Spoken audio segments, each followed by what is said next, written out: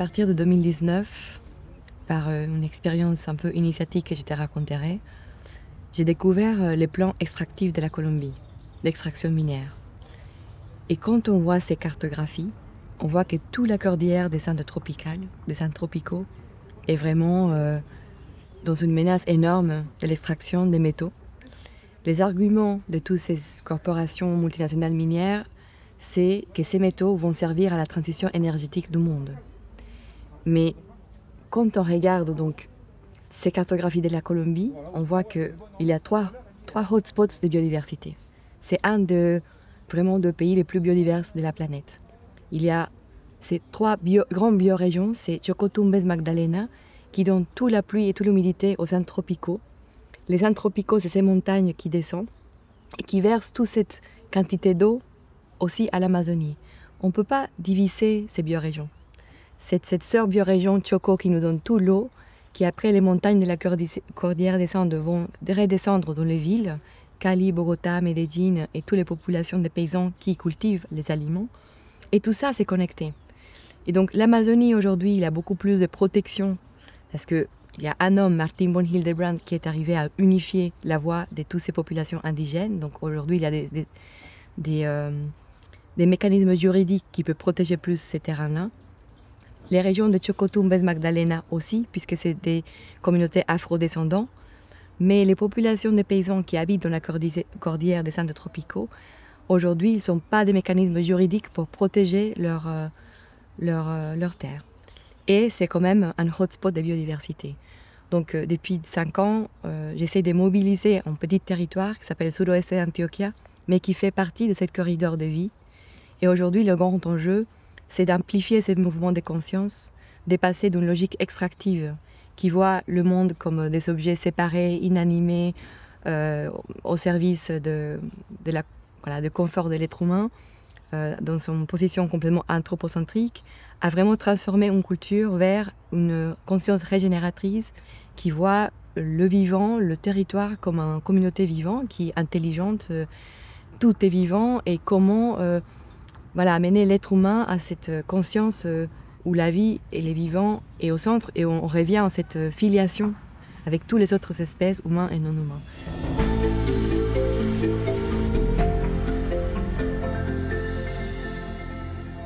Mais d'abord, peut-être il faut commencer par comment je suis arrivée là.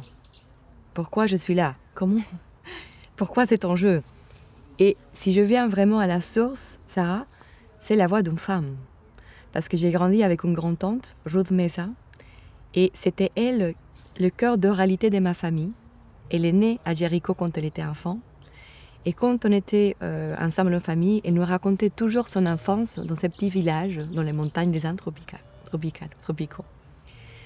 Et c'était elle, la dernière génération de la famille à vivre dans les montagnes. Parce qu'avant que Medellín soit la ville principale, il y avait 3 villages importants de la région, Santa Fe de Antioquia, Sonsón et Jerico. Et c'est cette génération-là qui a migré du village à la ville de Medellín. Il fallait maintenant faire des études à Medellín.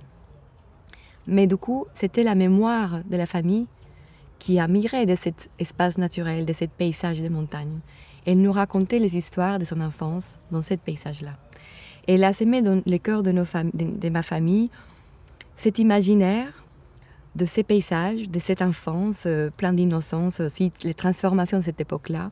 C'était des histoires drôles, des histoires... elle nous faisait rire, et elle a semé les graines d'attachement à ces imaginaires de ces paysages. C'est grâce à elle aussi que j'ai voulu faire un premier film, pour récupérer cette oralité de cette intimité féminine.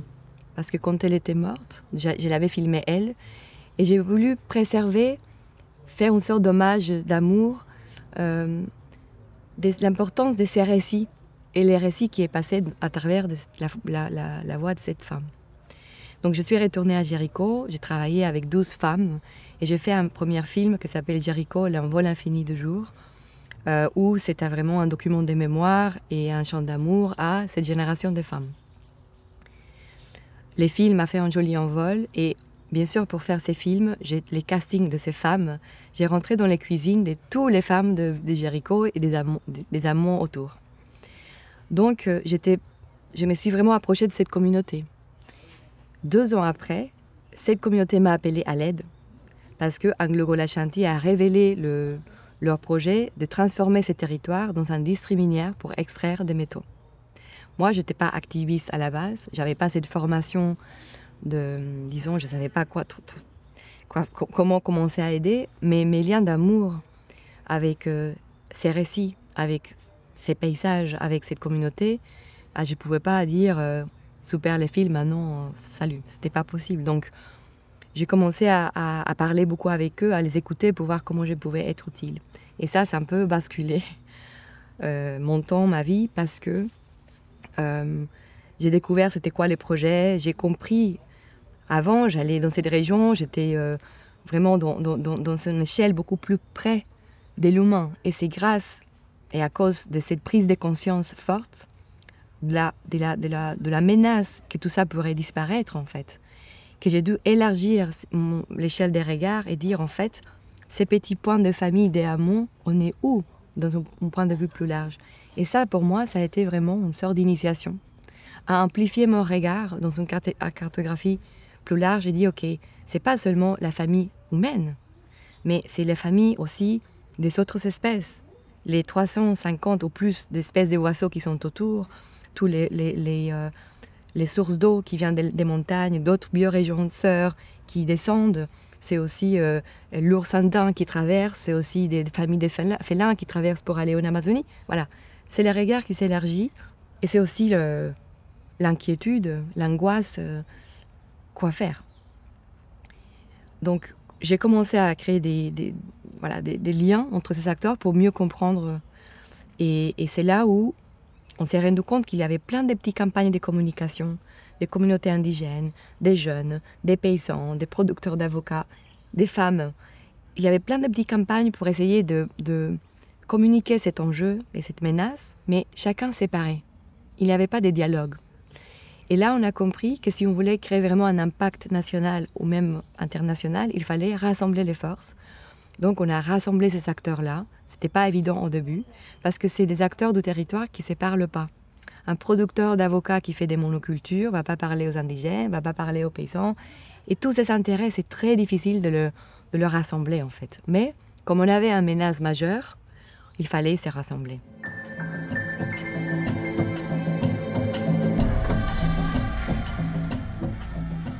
D'abord, c'était me mettre au service de la voix des paysans qui sont eux, c'est leur maison.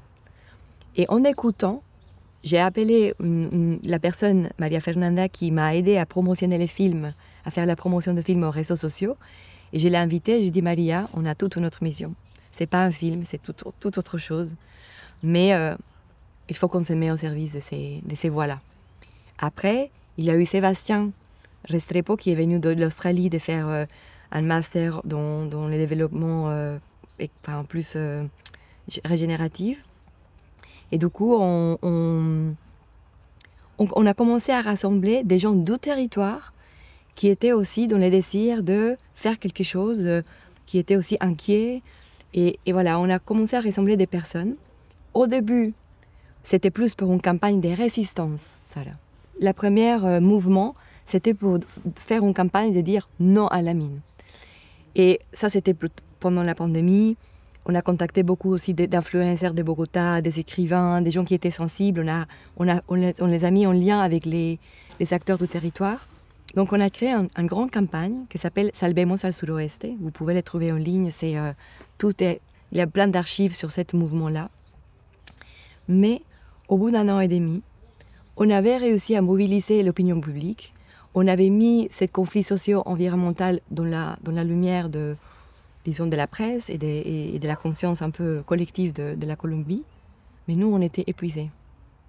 On était épuisés. Moi, personnellement, j'avais plus d'énergie. Parce que quand on mobilise toute sa force créative vers quelque chose pour dire non, pour résister, c'est épuisant. Surtout, bon, moi, ma sensibilité, c'est plus... j'étais réalisatrice à la base, donc c'est plus dans l'onirisme, dans la création des récits, dans le storytelling. Et c'était très important, j'étais très engagée, mais c'était énergétiquement très lourd à porter. Donc, je raconte cette anecdote parce que c'est important. Je suis allée voir mon médecin de l'énergie et on a tiré les Qing. Je ne sais pas si tu connais l'oracle chinois. Et dans cet oracle-là, l'hexagramme qui est sorti disait comment combattre les mal. Et il y avait des conseils, il ne faut pas jamais rentrer en violence avec les mal parce que les mal sera toujours plus fort que vous. Il ne faut pas négocier avec les mal. Il y avait plusieurs conseils, mais la dernière phrase, c'était une phrase qui disait, en résumé, les meilleures stratégies pour, disons, voilà, transformer les mal ou combattre les mal, c'est une poussée forte, enthousiaste vers le bien. Et il m'a regardé, il m'a dit, Kata, il ne suffit pas de lutter contre la bête, il faut réveiller la belle. Et quand j'ai écouté ça, voilà, ça a complètement changé les stratégies de groupe qu'on était en train d'animer, de mobiliser. Et je les ai dit alors, c'est quoi la belle de ce territoire? Donc, bien sûr qu'on continue à avoir une campagne de résistance juridique, de mobilisation, bien sûr qu'on doit, mais on a mis surtout beaucoup d'énergie à créer un mouvement qu'aujourd'hui on appelle Vision Sud-Ouest, comme une nouvelle vision. Et c'est pour mobiliser l'imaginaire et les actions de la culture régénérative sur le territoire.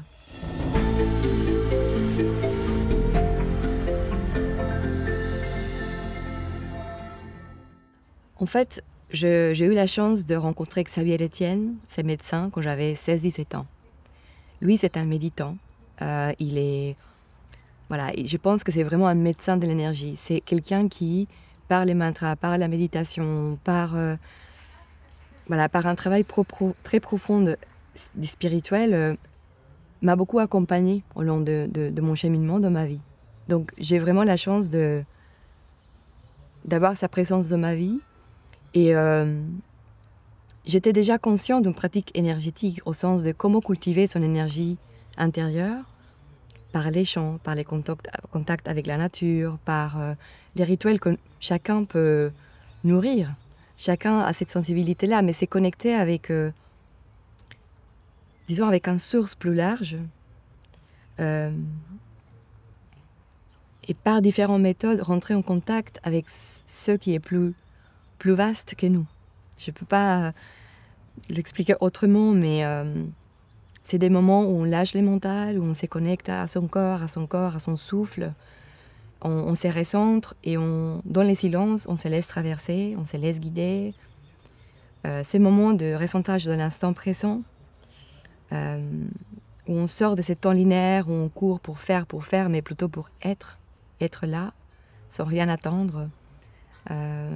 Faire du repos, je pense que tous ces instants nourrissent l'énergie. Et c'était vraiment, j'ai eu une grande chance de retrouver à ces moments-là, de faire une petite rencontre avec Étienne parce qu'il m'a recentré. Et voilà, il m'a informé de dire oui, ok, bien sûr, il faut résister, mais il faut surtout réveiller la belle.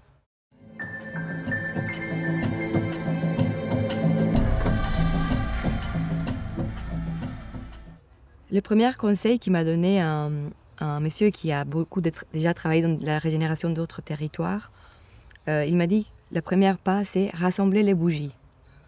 Rassembler les bougies, c'est rassembler déjà les forces régénératrices des territoires.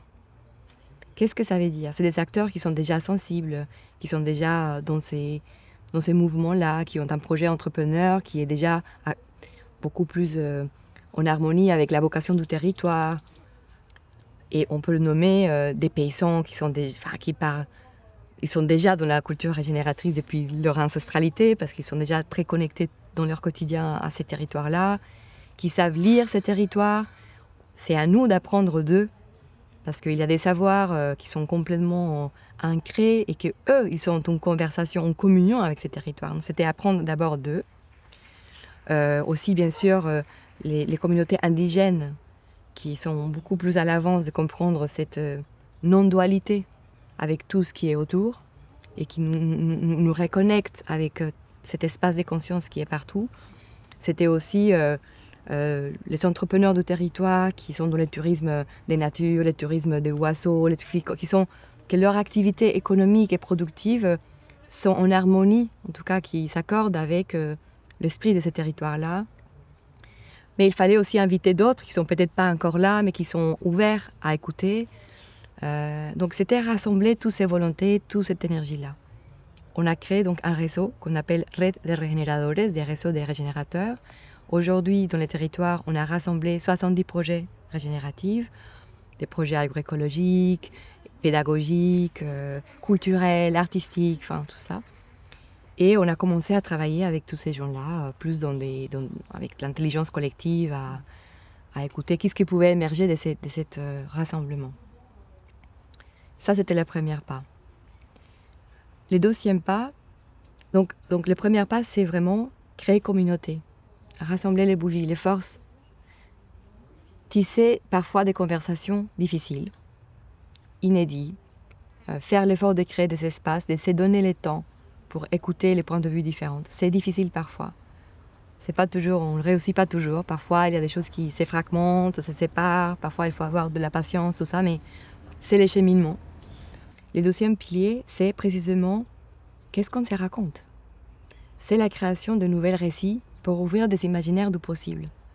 Parce qu'il y a des récits dominants, donc l'extraction, les développements un peu sauvages, les récits comme quoi l'extraction va sauver dans une autre part de la planète, va transformer l'énergie de l'autre part de la planète, mais avec les coûts de quoi dans les territoires. Aussi le récit quand des légions externes au territoire vient et dit qu'on est des pauvres, que les paysans sont des pauvres, ils ont besoin d'une autre richesse, mais on est quand même dans l'espace le plus biodivers de la planète. Donc qu'est-ce que ça veut dire la pauvreté? Qu'est-ce que ça veut dire la richesse? Donc il y a plein de récits dominants. Et donc le but de ce deuxième pilier, c'est comment faire émerger d'autres récits alternatifs qui commencent à transformer ou commencent même à cohabiter au début, et qui peu à peu prennent la place de récits dominants. Peut-être qu'il ne faut pas lutter avec les récits dominants, mais si on amplifie, si on épaissit les récits alternatifs, ça commence à prendre de la place et à prendre l'attention, à élargir l'attention de cet espace imaginaire des habitants, pas seulement des territoires, mais qui commence à s'amplifier à d'autres territoires aussi. Donc il y a un grand focus de où on met l'attention, où on donne son attention, c'est ça qui grandit, comme une plante. Si on sème la plante, on lui donne de l'eau, ça pousse. C'est pareil avec notre attention. Et créer des beaux récits, des récits du possible, des récits de beauté, des récits des célébrations du vivant, c'est à ça qu'il faut donner l'attention. Donc enlever l'attention de tous les récits dominants, d'extraction, de violence, de colère, ça existe, mais comment on change l'attention à ces autres récits? Et ça, c'est les grands deuxièmes piliers où on travaille beaucoup, créant des contenus, réseaux sociaux, festivals, espaces culturels, voilà. Le troisième pilier, c'est la spiritualité. Parce qu'on a vraiment réintroduit, et ça, c'est vraiment grâce aussi à la chance d'avoir ces traditions indigènes encore dans les territoires ou d'autres territoires proches, comment réintégrer une notion de sacré dans notre lien avec la nature. Parce que si on reste dans des explications scientifiques, méthodologiques, juste mesurer les choses, comptabiliser les choses, des data qui est très populaire aujourd'hui, si on reste sur dimension du calcul, les passages à l'extractive, c'est très facile. Parce qu'on ne comprend pas une connexion plus large que du mental. Et ça, c'est fragile comme stratégie. C'est plus long de transformer et reconnecter, mais c'est la seule façon qu'on va vraiment comprendre depuis la transformation de notre propre être, qu'on fait partie d'une plus vaste famille du vivant, quoi. Donc, on habite ces espaces culturels de rencontres, toujours avec des petits rituels, avec des mandalas, avec des tissages de liens. On essaye d'habiter ça avec des symboles qui nous rappellent ces dimensions invisibles et ces dimensions sacrées de tout ce qui nous entoure. Ça, c'est le troisième pilier. Le quatrième pilier, c'est l'enjeu principal, et c'est là où on a besoin d'aide aussi, et c'est là où on travaille, c'est comment repenser et renouveler la notion d'économie. Parce que, bien sûr que si on a les trois piliers, on a une super communauté, on a des super récits, et on a une intention spirituelle, et on est vraiment plus connecté. Mais on n'a même pas des opportunités aux jeunes d'économiquement rester dans les territoires, ça ne tient pas. La table, ça ne tient pas. Donc, voilà, il faut quand même des opportunités pour que les jeunes puissent rester dans leur territoire, voilà, qu'il y a de la prospérité pour tous ces gens-là, un projet de vie économiquement viable pour tous. Donc, ça, c'est un grand défi, parce que l'économie, je pense que, et je l'ai parlé avec Arturo Escobar, c'est l'os de notre pensée occidentale qui tient le plus fort et que c'est difficile de transformer, voilà, bouger. Donc, voilà. Donc tout ce qui est, c'est le langage juridique et c'est le langage économique. Il faut énormément travailler avec le récit de développement, le récit de la richesse, le récit de... Il faut énormément travailler, ça c'est nos enjeux. Et puis que tous ces mouvements-là aient aussi un modèle économique qui permet que toute cette mobilisation-là, les gens qui travaillent à plein temps, puissent continuer à le faire. Et ça, ça revient aussi à l'argent.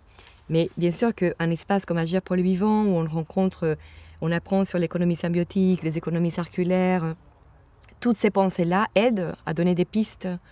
Et j'espère des alliances aussi qui vont pouvoir nous aider à continuer ce travail-là.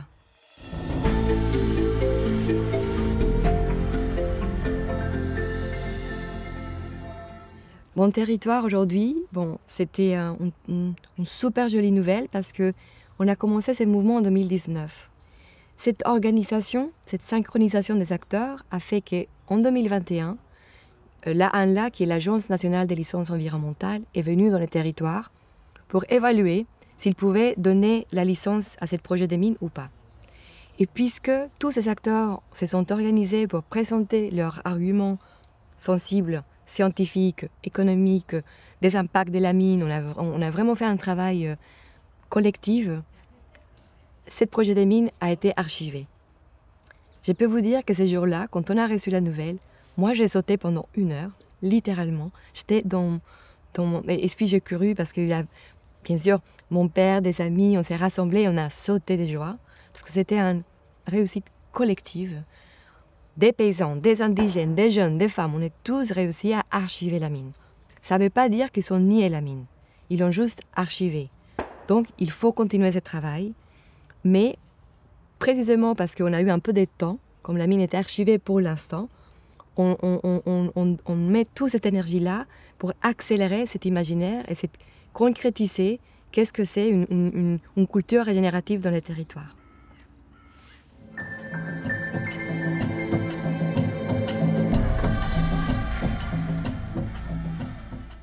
Aujourd'hui, Jéricho, Támesis, Valparaíso, tous ces villages qui sont autour de cette région du sud-ouest d'Antioquia, disons qu'ils sont encore en train de travailler ensemble. Ce qu'on a réussi quand même à faire, c'est d'éveiller cette conscience un peu, de rassembler des acteurs. Mais il y a AngloGold Ashanti qui est encore là et qui annonce qu'en 2027, il va représenter un nouveau projet. Donc ils sont encore présents. Mais je pense qu'on a quand même avancé dans ces chemins de créer une communauté, d'apporter des nouveaux mots pour créer des nouveaux possibles, et on va continuer à les faire. Une petite anecdote, quand on était dans cette campagne-là, dans la pandémie, c'était une campagne fort, intense. C'était un après-midi, j'étais très très très fatiguée, un peu épuisée de toute cette énergie-là. Et j'ai arrêté et j'ai commencé à pleurer, j'étais très fatiguée. Et à ce moment-là, j'ai fermé les yeux, c'était autour des 17h, et j'ai commencé à écouter une symphonie des oiseaux qui ont commencé à chanter. Et comme j'étais fatiguée, il y a mon corps aussi qui est devenu un peu plus ouvert. J'ai déposé un peu les forces. Et à un moment donné, je ne savais plus si ces oiseaux étaient à l'extérieur de moi ou à l'intérieur de moi. Et là, j'ai compris qu'en fait, c'est ce que j'essayais de protéger. Ce n'était pas quelque chose d'extérieur. C'était la vie même qui chantait à l'intérieur de moi. Je crois que tout cet cheminement, que toute cette épreuve pour le territoire, c'était aussi comme une sorte d'initiation spirituelle.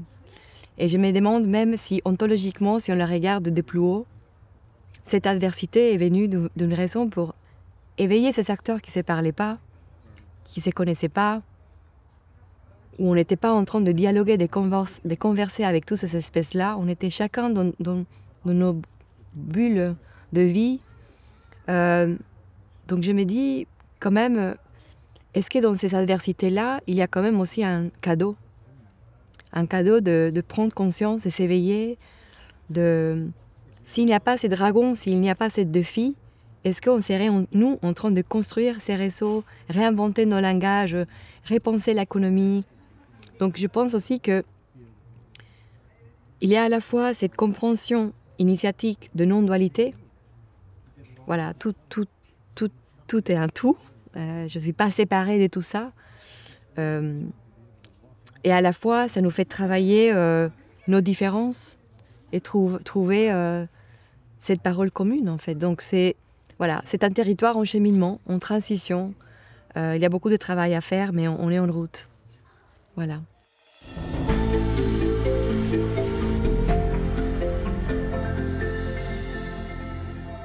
Je dirais que l'art, que cette expérience précisément de regard, des perceptions, des sensibilités, d'ouverture, c'est d'abord la clé pour cette intimité de conversation, mais aussi c'est l'éveil de l'émerveillement. C'est l'éveil de la beauté. C'est l'éveil de ma compréhension et de mes dialogues avec le monde. Donc pour moi, plus que l'art, c'est vraiment l'acte de regarder, de sentir, d'être sensible. Et ça, c'est au cœur de l'expérience, quoi. Donc, au-delà de l'art, pour moi, les images et les récits, et tout a commencé parce que quand je suis arrivée en France la première fois, c'était après le 11 septembre à New York. J'ai vécu l'expérience de Tours. Et tout ce que j'avais construit mentalement de ce qu'allait être ma vie, s'est défait avec les tours, à l'intérieur comme à l'extérieur. Et je suis arrivée en France et j'ai commencé un nouveau chapitre de ma vie.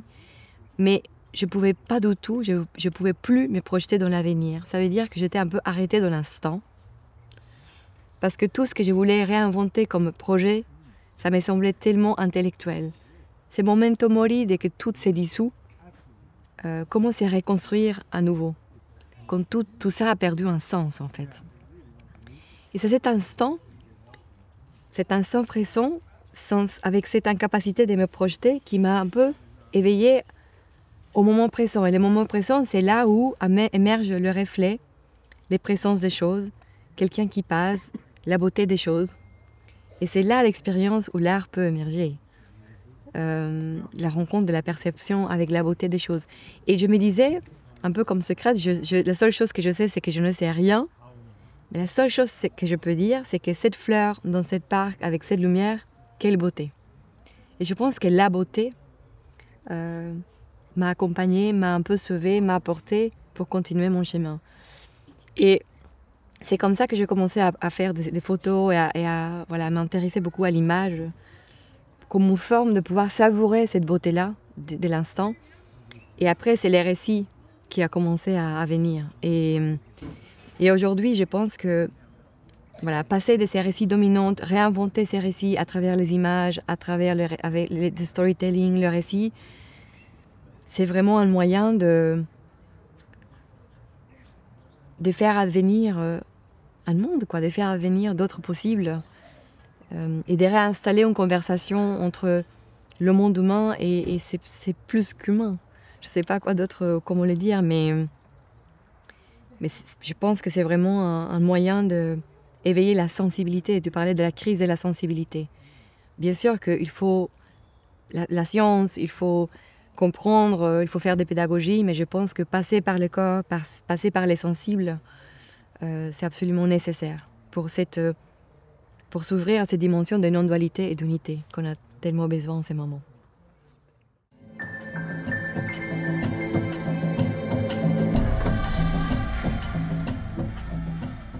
C'est tellement dur de choisir une seule personne, parce que tellement de gens de l'Orient, des maîtres de bouddhisme tibétain, de Tenzin Rinpoche, enfin j'ai tellement de personnes à citer, même en France, Edgar Morin avec la pensée complexe, c'est difficile de choisir un. Mais En vrai, je pense que je parlerai de mon père. Parce que il m'a donné la possibilité de ma naissance d'être précisément proche de la nature. Parce qu'il est en présence de soins par rapport à la nature. Et c'est grâce à lui que j'ai pu voir quelqu'un qui expérimente le monde de cette façon-là. En même temps, c'est quelqu'un qui il a créé ses propres entreprises. C'est un homme, c'est un entrepreneur, mais à la fois c'est un scientifique.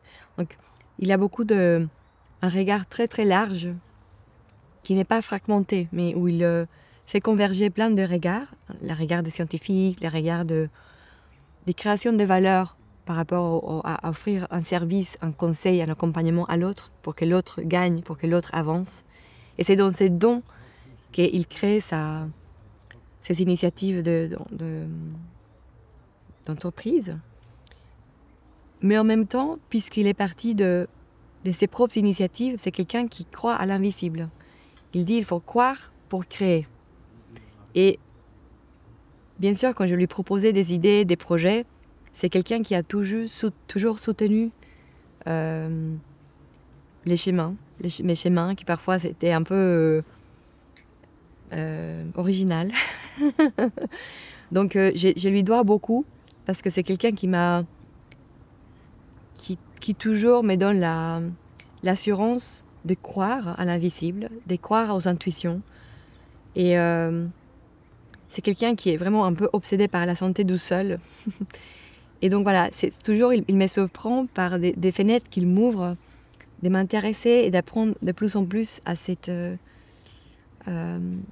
amour et grande curiosité pour les vivants, pour la nature en général. Donc voilà, c'est quelqu'un qui m'accompagne à vivre et c'est un maestro pour moi. C'est vraiment un guide de vie, une inspiration.